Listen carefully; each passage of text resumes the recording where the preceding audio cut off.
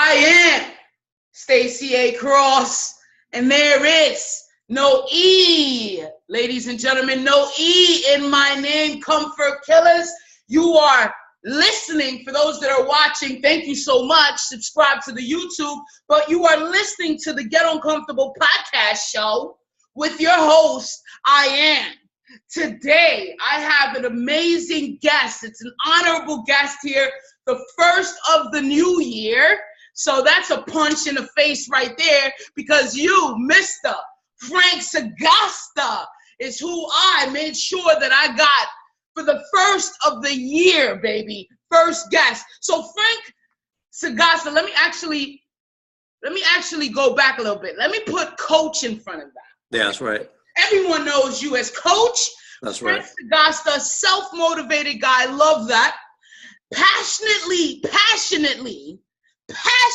determined and very enthusiastic. You know, he's a husband, father, man of faith, a friend, an entrepreneur, progressive development coach, and sports coach. What aren't you doing on a daily basis? What aren't you doing? For my Comfort Killers, I just want to add this drop in there, and then we're going to talk about it, and we're going to have Frank introduce himself. But he's a former statistic of education deficiency. Okay, sexually abused child, went through a depression, drug addiction, orphan and fatherless home, and you are a statistic. Right? You are a statistic. How do you come up from numbers like that, man? Oh, Frank, welcome to the show. Welcome to the show. I'm so happy to have you here. I am Stacey A. Cross. Let's get right into it. I want to know about the statistics.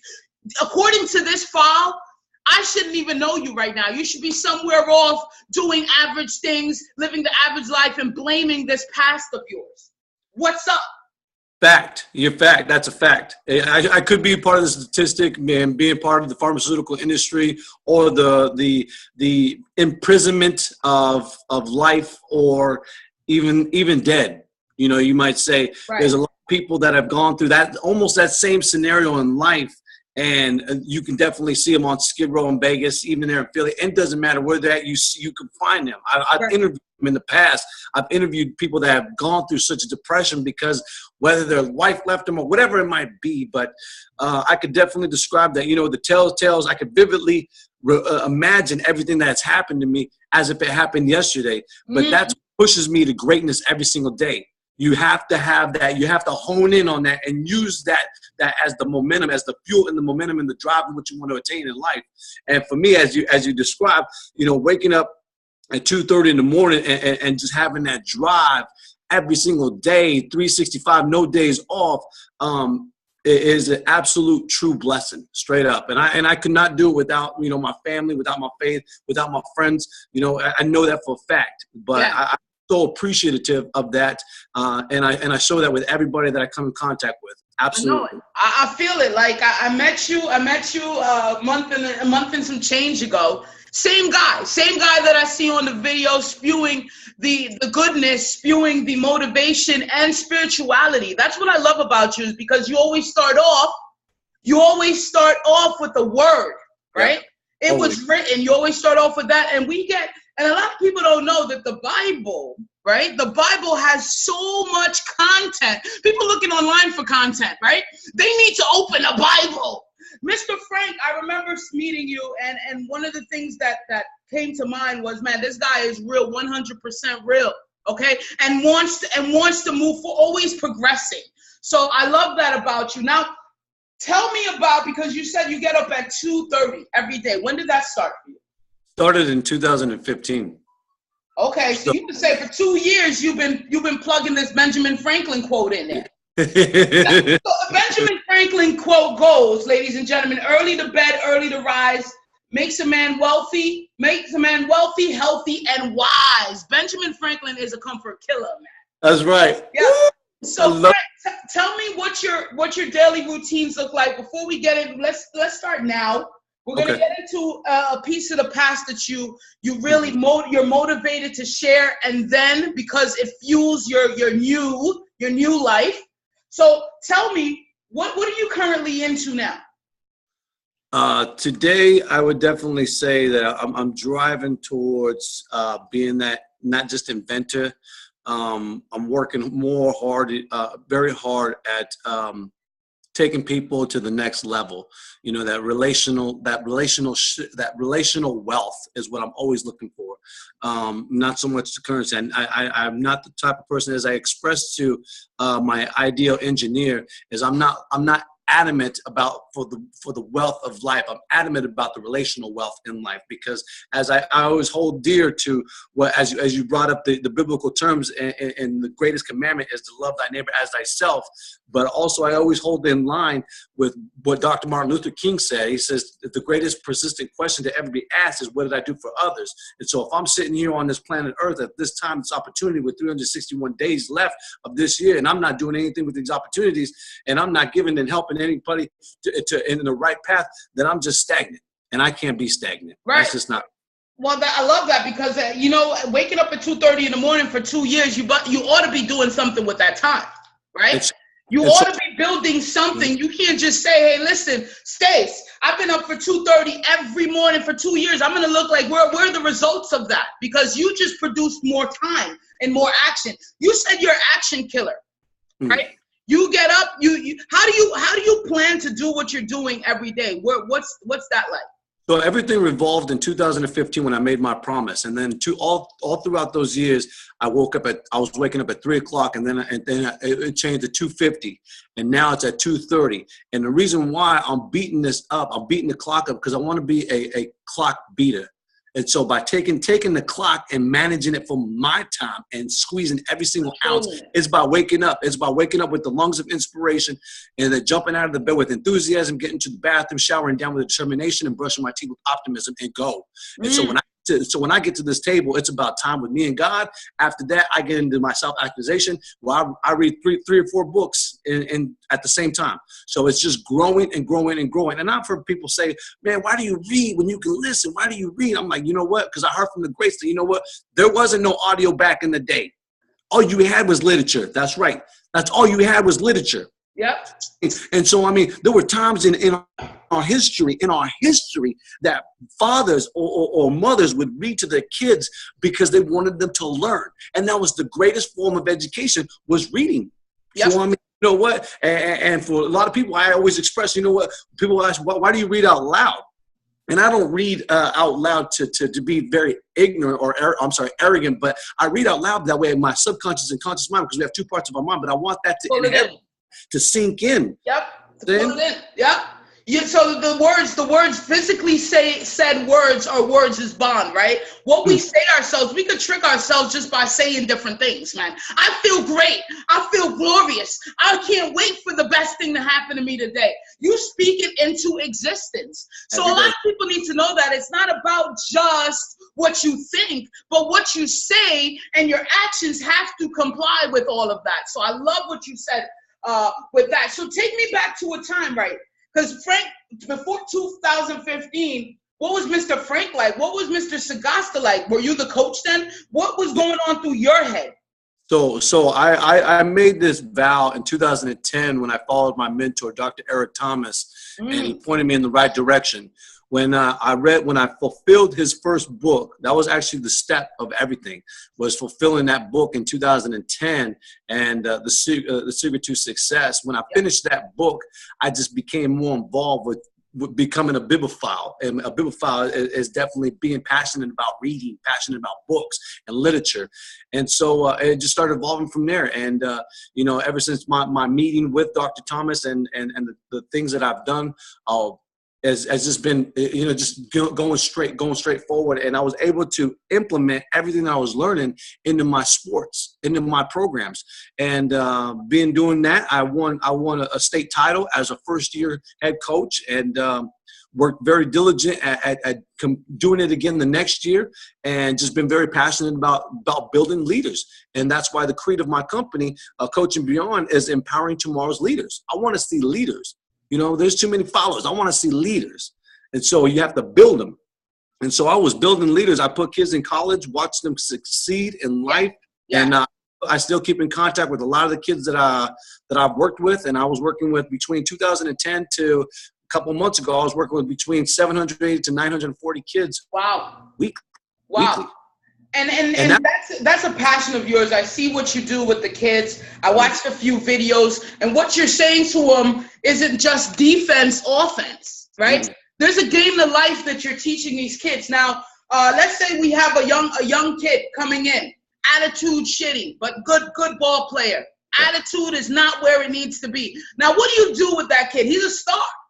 Yeah. How do you shape a kid like that? I break them down. I ultimately, like I've done with many kids, is tell them, you know, just because you have talent means absolutely nothing.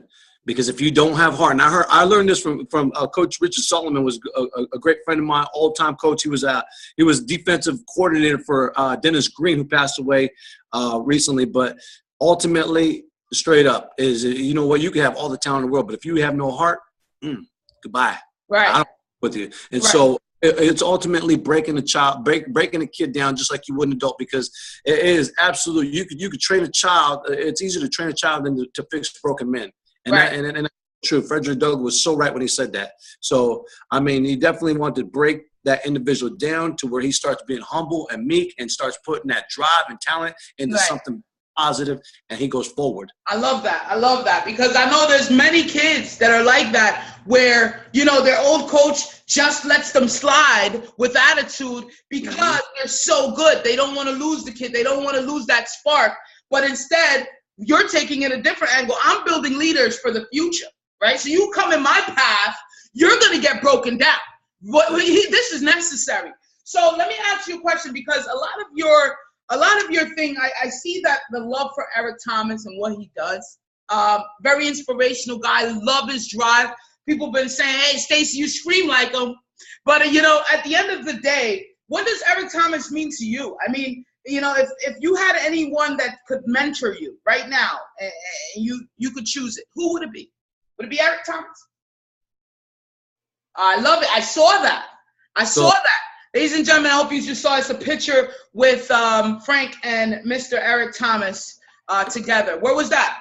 That was our second. That was in Phoenix, Arizona. We have arrangements to meet. Me and the wife have arrangements to meet down in San Diego with the ETA family for Thank God We're Married. We're gonna go meet down there and do some things. So, but yeah, he pointed me in the right direction. You know, from 2010. So I mean, for me to astray, and I could have did this a while back. To answer your question, I could have did this a while back. I could have went with John Maxwell, and I do respect wholeheartedly John Maxwell, but I could have joined the John Maxwell team. Yeah. And been a coach with John Maxwell. But looking at the similarities in life and our cultures. Yes. Our almost our ethnicities. I gotta stick with what I know. I gotta stick with the plant, you know, the right. plant fertilization. And so I stuck with Dr. Eric Thomas, and I won't stray from that, you know.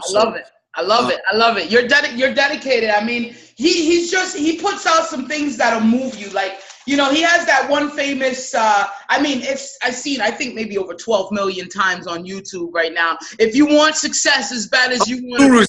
Yeah, you know what I mean?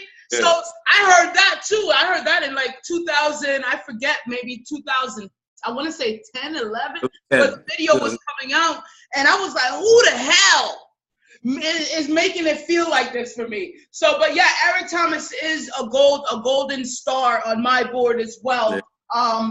But you know, let's move into business now, because we're in the game of motivation and we're inspiring, and it's tough to turn that into business, because a lot of unmotivated people that won't get up at 2 o'clock, people that won't touch it at 4 o'clock, people that won't read the literature, people that don't have that self-actualization or awareness, it's hard for them to invest in themselves. Now, how do you turn what you do into a business? Like, share with me your business aspect of it. So the business aspect for me is my attitude. Is I want to transfer my attitude from everything I do on a daily basis over to my business, and doing so, I'm able to, you know, help people, even in the business realm, with, of course, you know, having that business mind, that business mindset, that business desire. Yeah. And a lot of it is transferred from different greats, you know, as Andrew Carnegie, as a father in my house. of business, along with many other greats. I use those tools to push my business even further. And one of my books that will come out next year is mind your own business. Yes. I love that. And so it's directed toward the business mindset of individuals that are going through life. I mean, we have almost 70 to 90% of people that fail in businesses because their heart's not right, because their mind's not right, and because they have the bad attitude about their business or about life, and so that deprives onto their business. So you're saying that 70 to 90% of these business owners, they're not in the right space to start a business. So you're saying what you've done, built that discipline. You're taking that. It's easy as it transfers to business now. The attitude transfers to business. So you're just focused on the right things in business. Mm-hmm. Yeah. What do you think about social media? Social media is a huge factor today. If you're not, here's how I said it the other day. I went to an interview, but he asked me, he says, how do you feel, the same question, how do you feel about pushing social media onto sales? I said, you know what, it's right now or never. If you don't get on this boat, you're going to be left on that island. Right. That's all to it. You know what I'm saying? You're not Jack Sparrow. You're not going to tie up two sea turtles and get off that island. Don't work like that. No. I love that. So how do you handle your business online then? For me, it's basically through all social media outlets, being able to advertise, using Yelp or even local black and white like paper. Even on I'm serious. Even on the newspapers, even using them. I mean, see, you just have to be very diverse. You have to be very diverse on everything. I mean, don't just stick to social media being the only one, even your word of mouth, business cards. I mean, one thing I learned from Dr. Thomas, like one lady, when I went to a speaking engagement a while back, the director asked me, do you have a business card? I said, ma'am, I don't have business cards. And the reason why I picked that up is because Dr. Thomas to this day, has never had a business card. Yeah. Don't have, like, you will find him on social media, or you can get in contact through eta.com. And so for me, it's like, you know what, I want to create business cards for myself, and I did that. And so now it's, being able to pass out business cards, but ultimately you could just Google my name and you'll find me. You know what I'm saying? That's the outlet. Frank Sagasta. I love your last name. So let's stay on this topic a little bit, because when you said black and white, it sparked something in me, because, as a comfort killer, we go on the edge of things, right? We look for places that people forgot about, that people think doesn't exist anymore. And in terms of business, in terms of me and you, when you get a handwritten nice mail, how do you feel? Like the snail mail in your door, in your mailbox, you feel better than an email. I'm starting to put together these things because I get too much email. So now the step is, you know what? Let me send someone a handwritten mail. That to me builds more of an impact and a relationship. So yeah, black and white, I will put things out in your mailbox, sir. And I love that. So as far as business, because I'm building mine, we're kind of growing in a space, right? And we're doing this thing, and it seems like it's easy, But have you had any bad days? Yes. So tell me about a bad day you had. I've had a number of doors closed because of speaking engagements at schools, and many. I've had more doors closed than doors open, and that's fine. That's you know what, I'm fine with that. Like ultimately, like at the end of the day, I'm satisfied. Why? Because I gave it my drive, because I gave it my push. And if people aren't ready to hear, about self-improvement or personal development, then you know what, I'm sorry, but you know what, you're sending the wrong message, and that's a shame. But if the message is not heard and it's going on deaf ears, then you know what? You can't ever say that Coach Sagasta or Stacey A. Cross has never come to you and tried to push you tomorrow. So I mean, yeah, I've had some bad days by people, shutting the door, saying, I don't believe in that. It's like, oh, all right, So I mean, ultimately, I'm happy. I'm always gonna have a happy attitude. I've reversed the cycle in my mind of having negative attitude in my life, so I'm okay with that. And it's so funny you said that, because approaching schools with a name like the Comfort Killers. Yeah. With a name like Comfort Killers, they want explanation, Social Security. They want to put a background check on me because, and I'm like, but yo, it's really your journey to success. Want to teach these kids, but the name in itself is such negative. It's a negative thing. Comfort is a negative thing. I don't blame them. But two negatives, of course, we know does equal a positive. And Mr. Frank, tell me some things that you had to either, you know, in your family environment, right? How do they feel about you now? 2:30 in the morning, you're getting up. Do you turn? Did you change your family into being? I'm going to show you something real fast. I know a lot of people can't see it, but this is a note from my daughter. Okay, she says, "Dad, this is Delina." I'm like, I know it's you, right? She says, "Can you please wake me up at 5 or 4 o'clock?" She's 9 years old. She's 9 years old. Wow. Does she want to get up early? To read, to educate herself.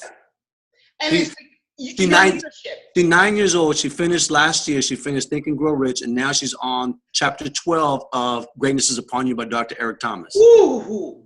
You know, and I think that's that leadership, because that's what happened in this household, right? They see it. They're like, what's happening? She's totally changed. I need some piece of that action, right? That's right. And I love that, because she's 9 years old. You're empowering her to the next level, to the next stage. It's great to say, man, my dad did that for me. And without even asking, like I don't ask. My kids just read. They pick a book out of there and they read, you know. And so I'm happy with that. Right. You know, I'm really happy with that. I just got 2 books in the mail yesterday that added to the value of my library and added to the value of these hearts, of these young hearts in my house. And so I always have to direct that, because you cannot be a leader in life if you can't even lead your home. Boom. Hey, guys, definitely share this podcast, especially after that line. Hey, let them know where they can find you on all your channels. Give them your little whole deal about your socials right now.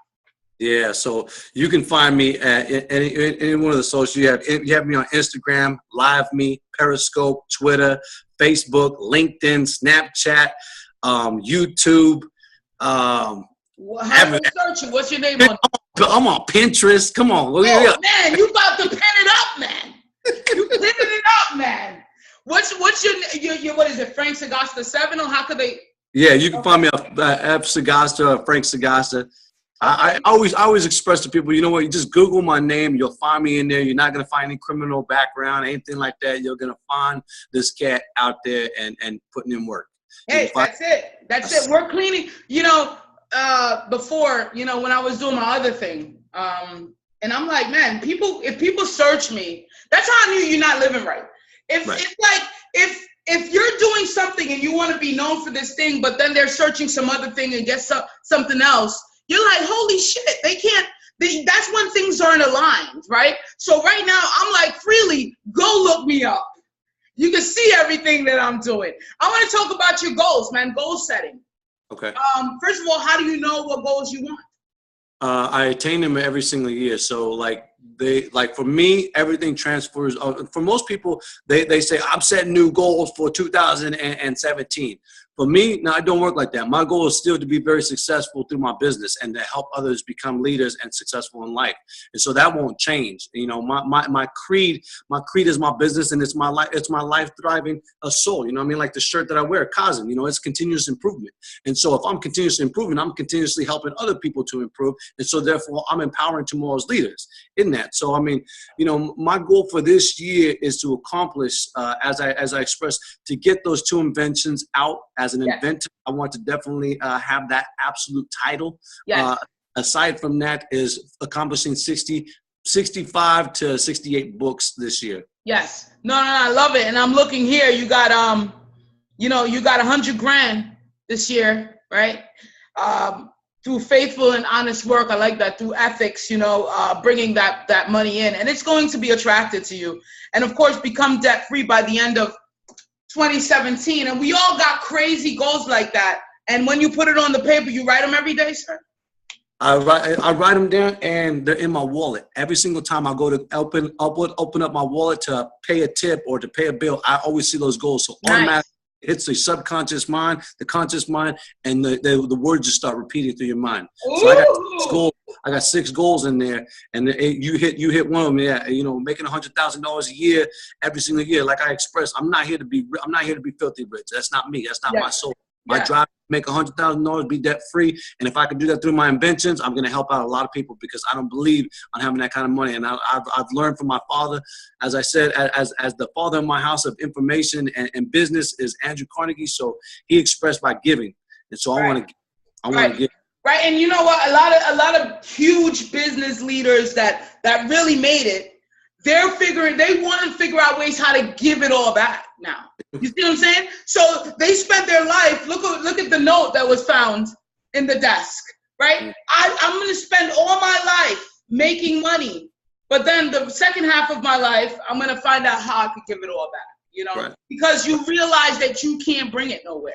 That's right. You can make an impact here on earth. Coachingbeyond.com is the website for Mr. Frank Sagasta, Coach Sagasta. I'm going to give you 3 words, right? And we're going to play that game where you just tell me the first thing that comes to mind. So the first word, what do they call that? Association? So the first thing that comes to mind here, word 1, relationship. Relationship. Relationship is wealth.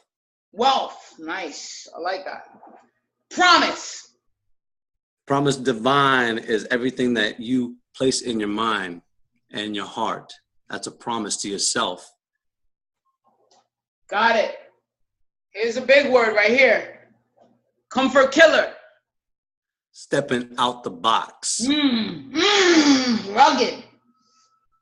Stepping out the box. You know, I write everything down. I write everything down. Hey, nothing leaves this room, man. When we speak, what down. What did you think about that word last night I sent you? Hobgoblin. The hobgoblin. So here's what I thought, right? So I just came up from doing some work, and you're like, yo, here's a word for you, hobgoblin. And I said, all right, let me look this bad boy up. You know what it is, right? You're like, hobgoblin, you heard that before, but let me look this shit up.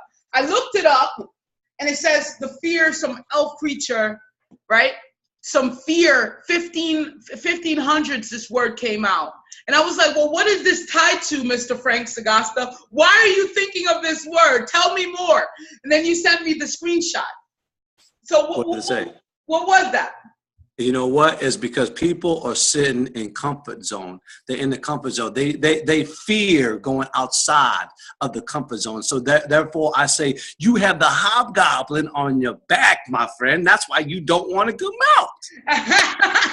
Too heavy. You're too comfortable. You're scared of everything. Exactly. No, I love it. I love it. I just was like, why is my boy, Mr. Coach, talk about hobgoblins out there? And I know it's tied to that fear piece, you know. So, but no, thank you for that. I love, you're right. I look up everything. I love writing. I love reading. And that's what it's all about. That's the baseline of everything. So to take us out, what do you have to say to our comfort killers that's listening to Get Uncomfortable? And what we try to do with this show is really show that anyone could do it, right? You know, if you have an idea, make the shit happen. Get up outside of your house. If you want to lose weight, stop thinking about losing weight. Go out and do something about it. And this is what Get Uncomfortable is. So what do you have to tell our people? So I have to say it like this. If you really educate yourself or you find the right coach to point you in the right direction, then you know knowledge builds confidence, destroys procrastination, destroys fear, destroys worry, destroys the desultory of life. And so, you know, the brevity is now. The brevity and meaning is the shortness of time. So you have this time right now with 361 days to start getting uncomfortable and start grinding to the attainment of what you want to attain in life. I love it. I love it. So I you know, the first time I said I wasn't going to share this story, but I'm gonna. The first time we actually met was on social media, was on Facebook. I hopped in one of your lives and I was like, man, you're awesome. You know, I love what you're saying. Where are you going? Yeah. Where are you going? And then and then I hopped out and then you sent me a little voice message. You're like, yo, brother, Mr. Sir, Thank you for checking my thing out. And I was like, hey, listen, come on, man. You know, it's lady. I'm a lady. Plug your ears, everybody. Plug your ears. I'm a lady. No, but you were so I think you know your character. I saw some of your character in the next message you sent. The next message was, because I was like, you know, don't worry about it, because you know what? Here's the deal. Here's the deal. The hair's short, right? You know, it's a small picture online. You can't tell, right? And if you're not really digging, you can't. I got people that still call me like, and I'm like, whatever, bro. It's all good. But what you said to me was, no, it's not all good. That's right. It's not all good. Okay, and I want to sincerely apologize to you. And I saw that character, you know, it just like freaking exploded outside of you, and even had me thinking like, you know what, it might not be all good. Because I was like, hey, listen, it was all good, right? So I just want to say you have tons of character, man, tons of gold. Love you. Thank you. It's like, you know, they need more people like you that to walk around, and you're so energetic and you're so about it, but you're also humble and blessed, and you know it, and you know that knowledge is the key to your success, and you apply that every day without fail. And anyone that needs that history, right, needs that track record, they could go back in time and see that you played no games every morning, okay? And seeing the work that you're putting in for your family, seeing what you're doing with your family. It's amazing and it's inspiring, and I'm sure it's motivating. If you just tag on to Frank Sagasta's Facebook, you will see it. I mean, I think it just glows around you. You're a real honest person, and I love that, man. Thank you. Thank you. I can't believe you brought that story up, though. That's what I'm going to do every time. Every time. Just know, when you were here, I brought it up. When you, I'm going to bring it up. I'm going to bring it up. Hey, ladies and gentlemen, thank you so much. Thank you so much for being a part of today's show, the Get Uncomfortable podcast show with your host. I am Stacey A. Cross, and there is no E in my name. Hey, send us out with a quote today. Any quote you want. Send us out with a quote. Ooh, if there's a quote, it have to be, when you learn to read, you'll be forever free, by Frederick Douglass. Done. Thank you, ladies and gentlemen. Peace.